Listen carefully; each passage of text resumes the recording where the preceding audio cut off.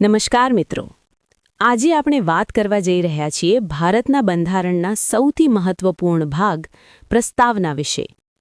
જો તમે GPSC, UPSC અથવા અન્ય કોઈ પણ સ્પર્ધાત્મક પરીક્ષાની તૈયારી કરતા હો તો આ ટોપિક બહુ જ મહત્વનો છે. પ્રસ્તાવના એટલે શું? પ્રસ્તાવના એ બંધારણનું પરિચયપત્ર છે. તેમાં બંધારણના મુખ્ય હેતુઓ, મૂલ્યો અને આદર્શો દર્શાવવામાં આવ્યા છે. સરળ ભાષામાં કહીએ તો પ્રસ્તાવના આપણને જણાવે છે કે દેશ કયા સિદ્ધાંતો પર ચાલશે. ચાલો હવે પ્રસ્તાવનાના મુખ્ય શબ્દોને સમજીએ. પહેલું, સ્વતંત્ર એટલે કે સોવરેન. ભારત કોઈ બીજા દેશના નિયંત્રણમાં નથી અને દેશ પોતાનો નિર્ણય પોતે લઈ શકે છે. બીજું, સામ્યવાદી એટલે કે સોશિયલિસ્ટ. સંપત્તિ અને સંસાધનોનું સમાન વિતરણ અને ગરીબી ઘટાડવાનો હેતુ. ત્રીજું, ધર્મનિરપેક્ષ એટલે કે સેક્યુલર. દરેક ધર્મને સમાન માન, કોઈ પણ રાજ્ય ધર્મ નથી. ચોથું, લોકશાહી એટલે કે ડેમોક્રેટિક. લોકો દ્વારા, લોકો માટે, લોકોનું શાસન.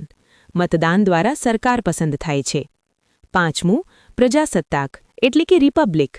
દેશનો પ્રમુખ એટલે કે પ્રેસિડેન્ટ લોકો દ્વારા પસંદ થાય છે, રાજાશાહી નથી.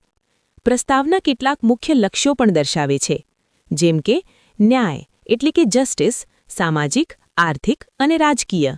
સ્વતંત્રતા, લિબર્ટી, વિચારો, અભિવ્યક્તિ, વિશ્વાસ.